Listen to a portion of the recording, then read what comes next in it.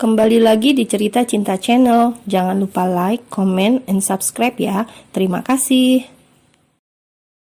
Pagi harinya saat Gwen hendak pergi bekerja, tiba-tiba ia melihat sebuah surat berada di meja makannya. Dek, haruskah aku menangis lagi? Ya Tuhan, mengapa ini sangat sakit, begitu sesak dan perih? Gumam Gwen saat membuka surat tersebut. Surat perceraian sudah berada di tangan Gwen. Secepat inikah? Batin Gwen. Dengan segera Gwen langsung menyambar kunci mobilnya dan menuju apartemen Daniel. Dengan kecepatan penuh, akhirnya Gwen sampai di sebuah apartemen Daniel. Ia pun segera turun dan menuju unit suami atau mantan suaminya. Entahlah. Ting tung ting tung ting tung. Beberapa kali Gwen memencet bel, namun tidak ada yang buka. Akhirnya, ia mencoba menghubungi Daniel, namun naas, nomornya sudah diblok. Hati Gwen semakin sakit dan perih mengetahui fakta ini. Ia pun akhirnya segera bergegas menuju kantor Daniel, karena ia yakin Daniel sudah berangkat bekerja. Sesampainya di kantor tempat Daniel bekerja, Gwen langsung bertanya dengan resepsionis, dan itu bertepatan dengan sekretaris Tuan Rohan. "Nah, itu Bu Hani," ujar resepsionis saat melihat Hani keluar lift. Merasa namanya dipanggil, Hani pun berhenti di hadapan Gwen. "Ada apa?" tanyanya. "Ini ada yang ingin bertemu dengan Pak Daniel, Bu," ucap resepsionis. "Maaf, siapa ya? Dan ada urusan apa?" tanya Hani. "Saya istri Daniel, dan ada yang ingin saya bicarakan privasi dengannya. Bisa saya bertemu?" tanya Gwen. "Oh, istrinya Pak Daniel. Tapi maaf, Pak Danielnya belum datang. Mungkin sebentar lagi. Biasanya jam segini ia masih di kediaman Pak Rohan," ujar Hani melirik jam di tangannya. "Ah, begitu ya. Kira-kira berapa lama dia akan datang? Bisakah saya menunggu di sini?" tanya Gwen. "Paling sekitar setengah jaman, Bu. Mau menunggu di ruangannya saja," tawar Hani. "Bolehkah?" tanya Gwen ragu. "Boleh kok, ayo saya antarkan," ujar Hani, lalu Gwen mengikuti langkah Hani. Setelah sampai di ruang kerja Daniel, Gwen langsung mendudukkan dirinya di sofa. Ia melirik ke sembarang arah. Ruangannya lumayan luas dan juga rapi. Ini adalah kali pertama Gwen memasuki ruang kerja Daniel. Gwen sedikit tersenyum tipis kala melihat ada fotonya dan Daniel masih terpajang di meja kerjanya. Itu berarti Daniel masih merindukannya. Setetes air mata kembali menetes di pipinya. Dia sudah tak sabar ingin bertemu dengan Daniel. Hatinya sangat merindukannya, sangat dan sangat ingin memeluknya. Ceklek, suara pintu dibuka membuat Gwen seketika membalikkan tubuhnya. Dek. Seketika itu juga jantungnya berdetak semakin cepat, nafasnya semakin sesak dan hatinya semakin perih. Daniel datang dengan senyum di wajahnya dan menggandeng seorang wanita. Wanita itu yang kubuatkan gaun pengantin kala itu. Batin Gwen menahan sesak dalam hati. "Oh, ada tamu. Maaf ya, kamu harus pergi," ujar Daniel kepada Cynthia, membuat bibir Cynthia cemberut kesal. "Jangan lama-lama," ucap Cynthia, lalu ia menatap Gwen sekilas, meneliti dari ujung kepala sampai kaki. Seperginya Cynthia, Daniel langsung menghampiri Gwen dan duduk di kursi kerjanya. "Ada apa?" tanya Daniel datar. Sungguh hati Gwen semakin tersayat mendapat perlakuan seperti ini dari Daniel. Gwen hanya diam, hatinya menjerit ingin berteriak, namun lidahnya terasa keluh. Ia tak sanggup berucap apapun. Mengapa sesakit ini? Batin Gwen. "Apa kamu datang untuk meminta maaf? Harusnya kamu datang ke apartemen karena orang yang kamu sakiti ada di sana," ucap Daniel, masih dengan wajah datarnya dan memainkan HP-nya. "Kamu masih menyalahkanku, Mas. Kamu masih menganggap bahwa aku yang mencelakai ibumu," gumam Gwen dalam hati. Sungguh ia sangat ingin menjerit. Air mata terus lolos membasahi pipinya, namun secepat kilat ia menghapusnya. Apakah ini memang kemauan kamu, Mas?" tanya Gwen pada akhirnya. Jawab Daniel singkat. Berulang kali kukatakan, aku tidak pernah mencelakai ibu. Kenapa kamu gak percaya sama aku, Mas? Bahkan kamu tega giniin aku. Kamu tahu gak gimana sakitnya aku, hah? Kata Gwen dengan terisak. Jadi untuk apa kamu kemari? Apakah kamu mau minta maaf kepada ibu? Atau kamu mau menyerahkan surat perceraian kita yang sudah kamu tanda tangani? Tanya Daniel tanpa melihat ke arah Gwen. Matanya masih fokus pada HP-nya. Mas Daniel, teriak Gwen yang sudah tidak sanggup menahan amarahnya. Dek, hati Daniel sama hancurnya seperti Gwen. Namun Daniel berusaha kuat agar tak terlihat kalau dirinya masih sangat mencintai Gwen. Daniel tak ingin Gwen terus menderita di dekatnya. Ia tak ingin goyah, maka dari itu dia pura-pura sibuk dengan HP-nya. Dan kini mata mereka saling menatap, membuat hati Daniel semakin sakit dan tak kuasa menahan air matanya.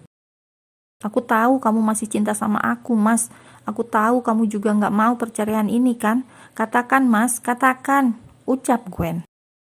Kamu masih mikirin aku, kamu masih menyimpan fotoku, dan kamu masih ingin bersamaku kan? Katakan, Mas, katakan. Jangan bohongi diri kamu sendiri, Mas. Jangan menyiksa diri. Itu juga menyiksa aku, kata Gwen terisak. Kini tubuh Gwen sudah luruh ke lantai dan dirinya sudah menangis dengan terisak. Kalau aku mencintaimu, aku tidak akan melayangkan gugatan padamu. Dan juga masalah foto. Aku lupa membuangnya. Jelas Daniel, lalu ia berjalan menuju tempat sampah dan membuang fotonya dengan Gwen di sana. Kenapa kamu berubah sejahat ini, Mas? Kenapa? Teriak Gwen. Karena aku sudah bosan denganmu, jawab Daniel datar. Aku laki-laki mapan dan tampan, jadi aku tak ingin terikat denganmu lagi.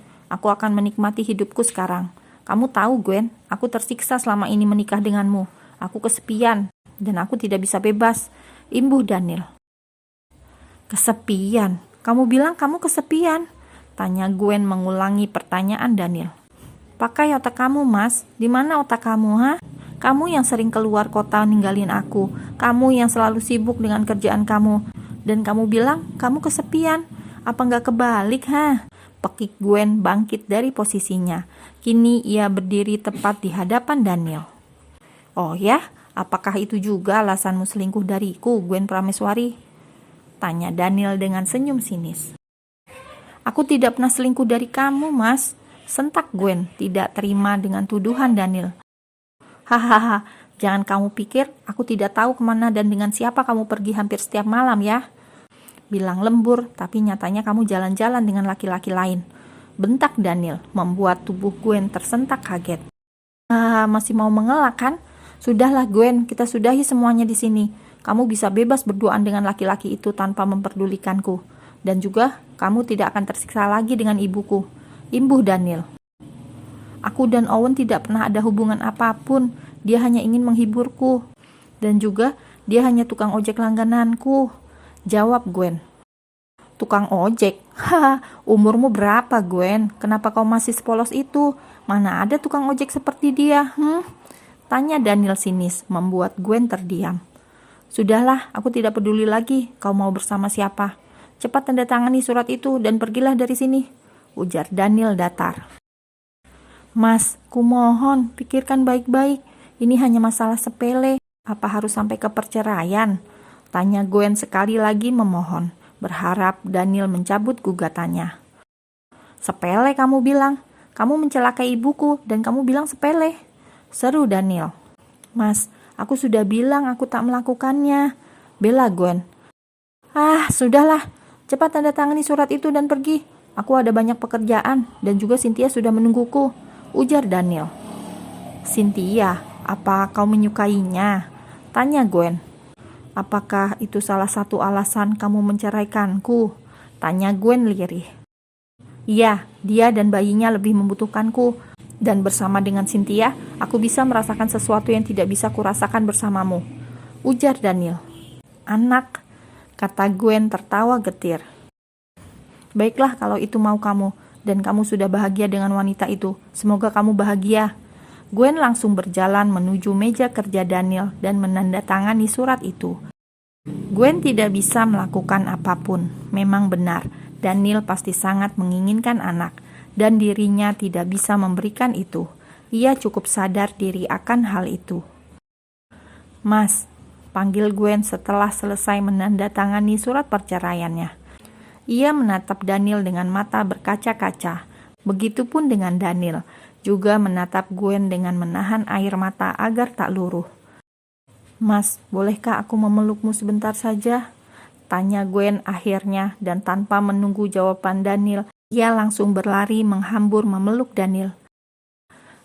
Aku kangen sama kamu, Mas. Aku kangen. Aku gak bisa tidur nungguin telepon dari kamu. Aku gak bisa makan nunggu WA dari kamu. Aku kangen dipeluk sama kamu, Mas," kata Gwen terisak di pelukan Daniel. Daniel pun menggigit bibirnya berusaha menahan air mata yang sudah ia bendung dari tadi. Namun sekuat apapun ia menahan, akhirnya air matanya runtuh juga. Ia membalas pelukan Gwen tak kalah erat. Ia juga sangat merindukan Gwen. Ia juga tidak bisa makan dan tidur karena memikirkan Gwen. "Maafin aku kalau selama ini aku belum bisa jadi istri yang baik buat kamu, Mas. Maafin aku," kata Gwen lagi. Kini kemeja dan jas Daniel sudah basah dengan air mata Gwen. "Bahagialah, hanya itu yang kuharapkan darimu," ucap Daniel dengan suara serak dan lirih. Gwen tahu Daniel juga ikut menangis dan tersiksa dengan keadaan ini. Entah mengapa Gwen tidak bisa membenci Daniel. Ia merasa bahwa ada sesuatu yang disembunyikan Daniel hingga membuatnya berbuat seperti ini. Dan Gwen yakin Daniel terpaksa melakukan semua ini. "Bisakah kita tetap berteman, Mas? Jangan cuekin aku. Kumohon, beri aku waktu untuk melupakanmu dan mengingat status kita yang sekarang. Tapi kumohon jangan tiba-tiba seperti ini. Aku..." Isak tangis Gwen semakin terasa pilu di telinga Daniel. "Iya, kita bisa berteman lagi seperti dulu. Bahagialah, janji sama Mas, kamu akan bahagia, oke?" kata Daniel semakin membuat Gwen menangis terisak.